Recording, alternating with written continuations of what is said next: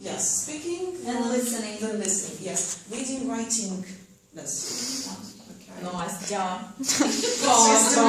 Okay. Right. Lesson pace can be wrong. Too long tasks, too boring.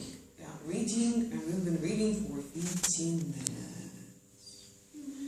Then writing, 15 minutes. The smaller your kids are, the faster you should change the activities. And passive activities should be, well, you should have active, passive, like some TPR game, reading, TPR game, I don't know, coloring. Well, you get the point, right? Okay. Right. This is if we talk about all the class, one person, what might be wrong with him or her? But normally it's him. If it's not all the class, one person is misbehaving all the time. I think the same with level. The same problems with level. For example, all the class is higher level than him, and he's low level. So he tries to catch everyone's attention by misbehaving. He cannot catch attention by speaking. By speaking. So okay, he tries to compensate, or vice versa. Everything is too easy for him, so he's like, that's right. Okay, I do something else. In that case, either you should think how to work with such mixed class, or if it is possible, you might also think about maybe another group. It's interesting that there might be problems with seating arrangements. I mean, some problems are easily solved if you change the seating arrangement. For example, this person misbehaves when he sits in this corner and talking to that person. And if you change his position, everything works, no problems at all.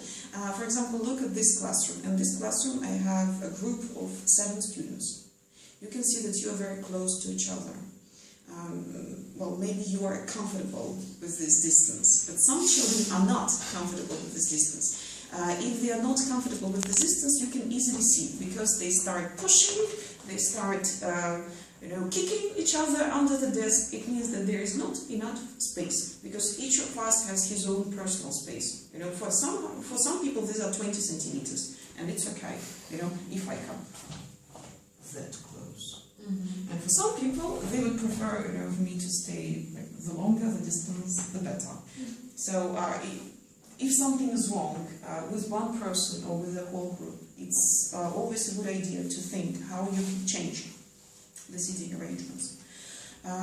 Sometimes if one child is misbehaving, especially little kids, you might want to talk to his parents about his daily routine, because often they come right after school, they are tired, they are hungry, they didn't have any kind of lunch or anything, they had some sweets, and although I've never believed in that, but sweets do influence children's behavior.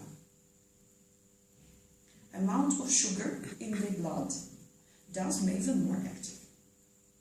I was surprised to find out that there are scientific researches proving it.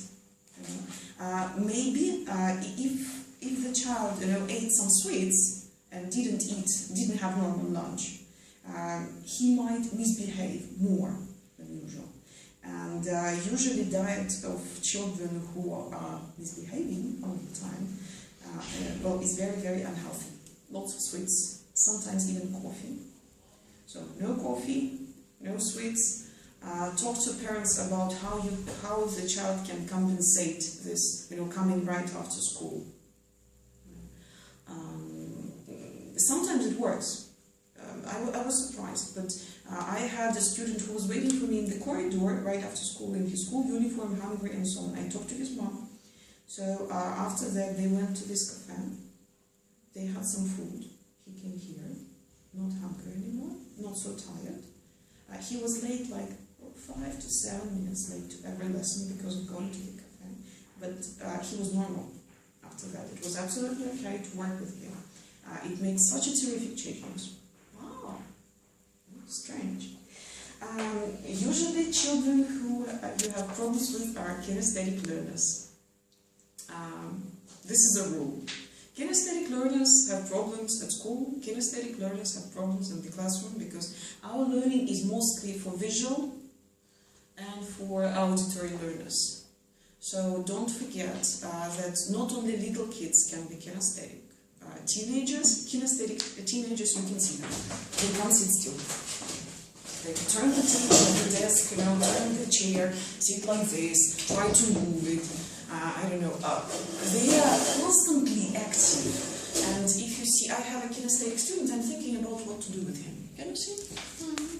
Yeah, here, lights. Danya. Yeah, Danya, thank you. Now we know. Danya. Well, at the moment I'm trying to do something with that, giving him some things to work with. You know, papers didn't work well because he started throwing them around the classroom, so that was bad idea.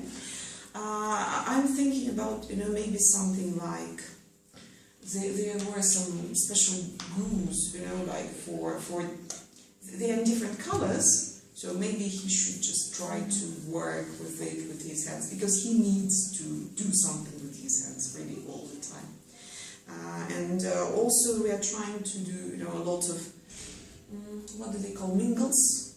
You know, when you have to stand up and go and talk to other people. So more kinesthetic exercises, although they are not little kids.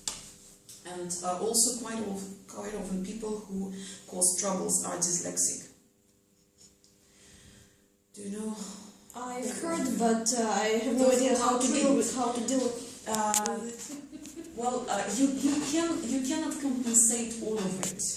You just should keep in mind that there are, if your kids often confuse B and D, if they're writing, you know, you cannot read it normally, if they make up to 5 mistakes in a 5-letter word, you know, they just cannot write properly, neither in Russian nor in Ukrainian nor in English. You shouldn't expect from them that they would write the tests. For example, they always have bad marks for word tests because they cannot check the spelling. What I do with such kind of kids, pay the attention to how exactly word is written. Do lots of exercises that show, you know, all the tests for such kids should be open book tests. Have you heard of open book tests? This is when you give a test, but you say you can use anything. Books, notebooks, I don't care. So you give them the words and you give them the time to look it up in a book or a notebook. First of all, they don't feel stressed. And second thing is that they finally pay attention to the word and how exactly it is written. And then, again, I prefer low stress. So what I do not check them myself. I say, give it to the second person on your right. And could you please check each other's works? Like pluses, minuses, give it back. My idea is not to control how they've learned them. Have they learned it by heart or not? My idea is to pay their attention to the specific words, make them revise these words again, and pay attention to spelling. Right? So this is a low-stress activity, and they like it. Sometimes they say, like, would you write down the results? No. Like, if your results are very good, I can tell your mom. But bad results, no. Right. Another important thing which you might want to do. I don't know, what time is it? How long? 10 to 2. 10 to 2. Okay, so 10 to 2. Ah, 10 to 2. Okay. Yes, 2 to 2. You might want to find, well, if you work with teens, you should remember that you are the formal leader of the classroom. Teenagers are very into the leaders, you know, and losers. You might be formal leader, but informal leader might be sitting in the class. You should be both formal and informal leader.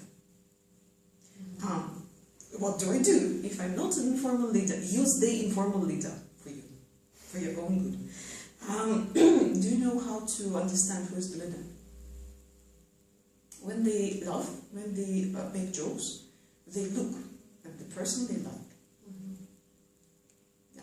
So, for example, someone told a joke, ha ha ha ha ha ha ha, and you see like where they're looking. So, mostly they will be looking at the person whom they like, the person whom they chose as a leader. And also, if you say choose your pairings, everyone wants to work with the leader. Okay, like the most popular person, like in American films, you know, the most popular girl of the school, the most popular boy of the school. Actually, they try to copy the leaders, and mostly the leaders would try to misbehave. So you've got to work with them, to cooperate with them. Ask them for help, ask them to be the teacher today, ask them to prepare something and tell about it. I really like how they do show and tell, you know, when they bring something from home and tell about it. It might be, of course, we often have projects, you know, but it might be not the person is interested in. For example, my favorite computer game, you know, you might bring, show, you know, tell about it, but in English. As soon as the leader starts working, as soon as the leader tunes in, you will have the whole group in your hands. No, it really is about secret control. They shouldn't understand that you are controlling them, but really, they should think that you are, you know, friend, if we talk about teens. And you remember that teens like surprises. So you should have permanent routine, but from time to time, you do something good for them. If you behave yourselves, in the playlist, we're going to play the game. And some game. Talking about little kids need a routine. For example, teens need a routine, but they don't like it. Little kids like the routine. And each of you surprised, you know, might be like, well, this is nice, but they want to be able to know what to expect from you. Talking about expectations, it's very important to set classroom rules. Have you ever had experience of really making classroom rules with your class? No. Okay, last year I had a hardware group and I had to make rules with them. We made them in Russian, okay, because I needed them to follow the rules. Each time they misbehave, they are testing your limits. You know, so they need the rules to follow, they need the rules to obey, they really want them. So I decided we spent like 45 minutes working on the classroom rules in Russian. That was, I needed these 45 minutes, that was worth it. So in the words, we wrote them down. It was something like «Не жрать в классе», «Не обзываться дураками». We decided to limit it like «Не обзываться», because there was дураками, козлами, something else. We decided too many points, you know, just «Не обзываться», full stop. They sounded very teenagey, but they didn't sound like something made by me. After that, well, everyone was able to make a contribution. After that, we voted. So, like, I think that this rule is important. Who thinks that this rule is important?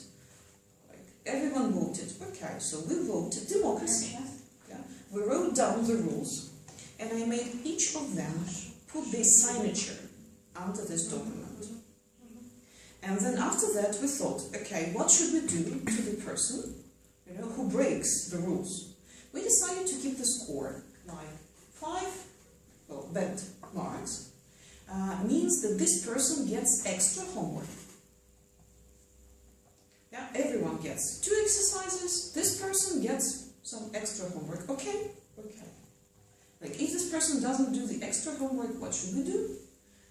Maybe contact his parents. Yeah, that's too bad, you know, because they feel that if you want to contact their parents straight away, that's not fair. Like, this is your weakness, and here are the rules. You have to do this, and that. You didn't do that? Okay, sorry, this is the limit. Yeah, we go and talk to your parents. And it was strange, but they were afraid of that somehow. I never had to call the parents. Then there was one more extra point which I insisted on. I said, we are a group and I'm also a part of your group. So if we say don't shout, I prefer not to shout. But sometimes in that group I have to shout. So I said, okay, if you break the rules, we got it. If I break the rules. And I say, well, but like, it's okay, you might go away with that. I said, no. Everyone should follow these rules, including me. So what should we do if I break the rules? And after that we decided that we also keep the score. Like if I break the rules, and after 3 points, they get the right to cancel the home task. So if I break my own rules, okay, democracy, they say, Irina, no home task today. They always have their home task. Okay, yeah. Right, so this is something interesting.